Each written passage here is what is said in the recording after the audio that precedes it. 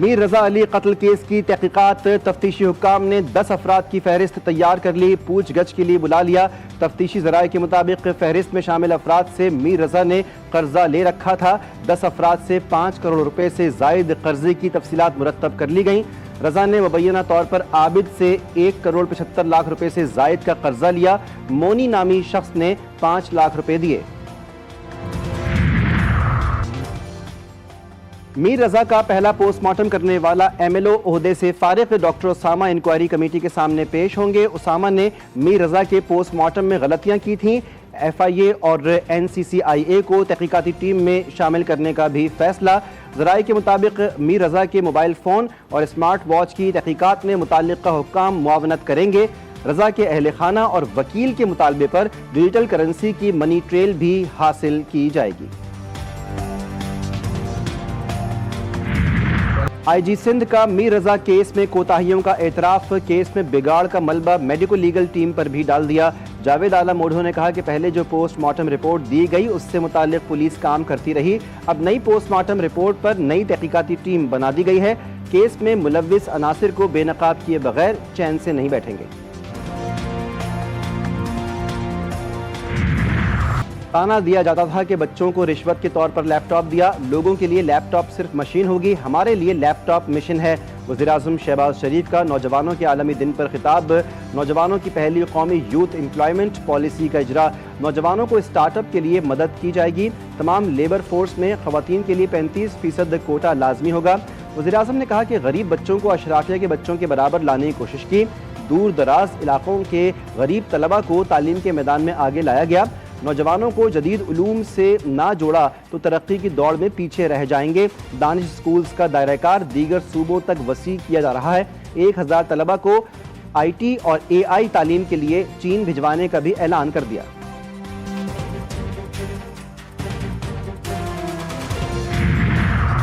وزیر داخلہ محسن نقوی کی ایرانی سپریم نیشنل سیکیورٹی کونسل کے سیکریٹری محسن رضائی سے ملاقات۔ محسن رضائی نے کہا ایران پاکستانی حکومت، فوج اور عوام کو اسلامی دنیا کا عظیم اثاثہ سمجھتا ہے۔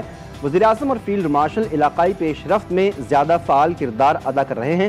محسن نقوی کی تہران میں ایرانی صدر مسعود پزشکیان سے ملاقات۔ محسن نقوی نے ایرانی صدر کو وزیر اعظم اور فیلڈ مارشل کا خصوصی پیغام پہنچایا، مکہ مشترکہ دفاعی معاہدے سے آگاہ کیا۔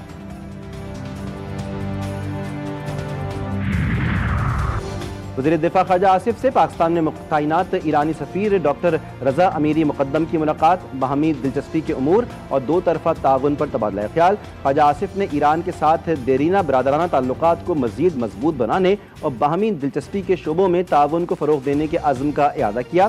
اسحاق ڈار سے بھی ایرانی سفیر رضا امیری مقدم کی ملاقات۔ ایرانی سفیر نے پاکستان ایران دو طرفہ ادارہ جاتی میکانزم پر پیش رفت سے آگاہ کیا۔ امریکہ کا ابنا ہرمز پر مکمل کنٹرول ہے، امریکی صدر کا دعویٰ، کہا کہ ہرمز پر کنٹرول کو برقرار رکھیں گے۔ امریکی بحری ناکہ بندی کو ہر کوئی فولاد کی دیوار قرار دے رہا ہے۔ سوشل میڈیا پر بیان میں کہا ایران کے پاس نہ بحریہ نہ فضائیہ ہے، ایران کے باقی فوجی تنخواہوں سے محروم ہیں۔ پاسداران انقلاب ایران بری طرح تباہ ہو چکے ہیں اور فرار ہو رہے ہیں۔ ایرانی پاسداران انقلاب نے خبردار کیا کہ دوبارہ خطرات کا سامنا ہوا تو سخت رد عمل دیا جائے گا۔ خطے میں امریکی اور غیر امریکی توانائی نظام تباہ کرنے کی دھمکی، انٹرنیٹ سے جڑے عالمی انفراسٹرکچر کو بھی نشانہ بنانے کا انتباہ کر دیا۔ امریکہ ایران کا 60 روزہ جنگ بندی میں توسیع پر اتفاق، ترک خبر رساں ایجنسی کا دعویٰ۔ رپورٹ کے مطابق دونوں فریقین نے جنگ بندی میں توسیع پر رضامندی سے ثالثوں کو آگاہ کر دیا۔ امریکہ اور ایران توسیع کی مدت طے کرنے کے لیے ایک دوسرے سے پیغامات کا تبادلہ کر رہے ہیں۔ سینئر ایرانی ذرائع کی جنگ بندی میں توسیع پر اتفاق کی خبروں کی تردید، کہا کہ ایران اور امریکہ کے درمیان جنگ بندی میں توسیع پر کوئی بات چیت نہیں ہو رہی۔ ایران کے نقطہ نظر سے جنگ بندی کے آغاز کی کوئی تاریخ ہی نہیں۔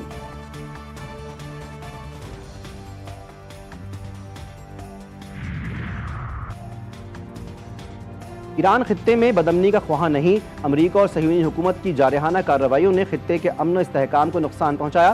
ایرانی صدر کی جاپانی وزیر اعظم سے ٹیلی فون پر گفتگو، کہا کہ امریکہ اسرائیلی حملوں میں سپریم لیڈر، عام شہریوں اور اسکول کے بچوں کو شہید کیا گیا۔ جارحانہ کارروائیوں میں شہری بنیادی ڈھانچے کو بھی تباہ کیا گیا۔ دشمن کا مقصد ملک کے اندر انتشار اور بدامنی پیدا کرنا ہے۔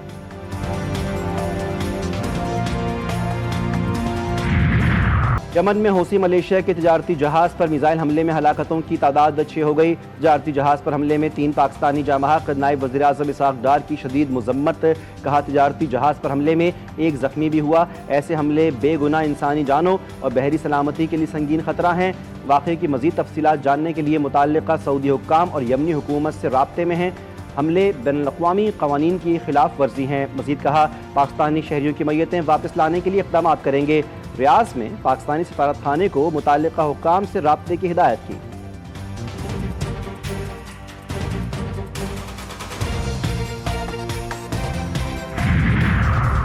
ایران کا جنگ کو ٹرمپ کی صدارت کی مدت ختم ہونے تک طول دینے کا اشارہ۔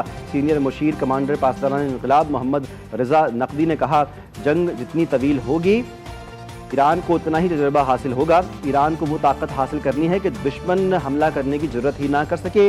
امریکہ بغیر کسی حکمت عملی کے جنگ لڑ رہا ہے۔ اگر جنگ کئی سال تک بھی جاری رہے تو ہمارے بیلسٹک میزائل دشمن پر مسلسل برستے رہیں گے۔ بلوچستان کے علاقے سوراب میں بارودی مواد سے بھری گاڑی تیار کرنے کے دوران دھماکہ، 8 دہشت گرد ہلاک، متعدد زخمی۔ سیکیورٹی فورسز نے تعاقب کے بعد مزید 10 دہشت گردوں کو ہلاک کر دیا۔ دہشت گردوں کے ذخیرہ کیے گئے دیگر بارودی مواد کے دھماکوں سے 3 شہری شہید۔ فورسز نے فرار ہونے والے دہشت گردوں کی نقل و حرکت کا سراغ لگایا۔ شدید فائرنگ کے تبادلے کے دوران 2 بہادر جوان زخمی ہوئے۔ فتنہ ہندوستان کے مجموعی طور پر 18 دہشت گرد مارے گئے۔ صدر مملکت آصف زرداری، وزیر اعظم شہباز شریف اور وزیر داخلہ کا فورسز کو خراج تحسین۔ شہریوں کی قیمتی جانوں کے ضیاع پر دکھ کا اظہار۔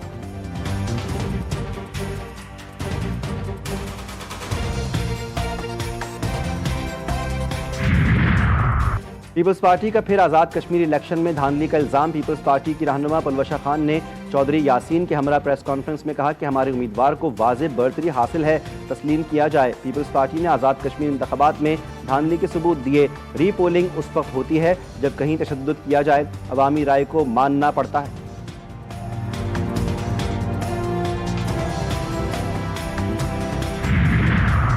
صوبوں کی بات ہو تو عزت اور غیرت آ جاتی ہے۔ بچے گٹر میں گر کر مرتے ہیں تب کسی کی غیرت نہیں جاگتی۔ وفاقی وزیر مصطفیٰ کمال نے کہا صوبے بنانے سے ملک ٹوٹتا نہیں مضبوط ہوتا ہے۔ تمام جماعتیں بیٹھ کر بات کریں، مسئلے کا آئینی حل نکالیں۔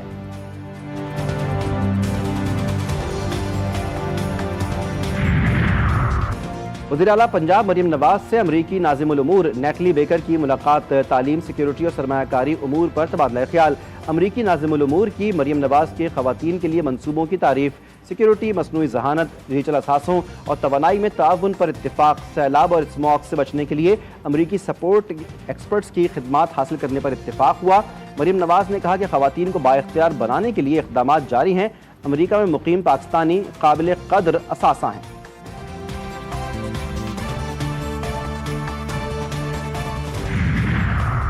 پیٹرولیم مصنوعات کی قیمتوں میں رد و بدل۔ پیٹرول کی قیمت 94 پیسے فی لیٹر کم، ڈیزل 54 پیسے فی لیٹر اضافہ۔ پیٹرول کی نئی قیمت 324 روپے 98 پیسے فی لیٹر اور ڈیزل کی قیمت 382 روپے 79 پیسے فی لیٹر ہو گئی۔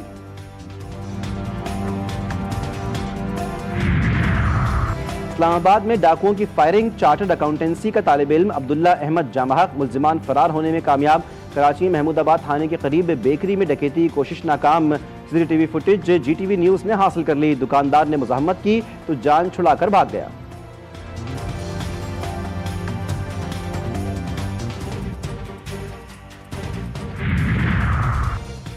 پشاور میں شادی سے انکار پر لڑکی نے لڑکے پر تیزاب پھینک دیا۔ واقعہ چمکنی کے علاقے میں پیش آیا۔ ملزمہ نے فائرنگ بھی کی۔ پولیس کے مطابق دونوں کے دوستانہ تعلقات تھے۔ واقعے کا مقدمہ درج کر لیا گیا۔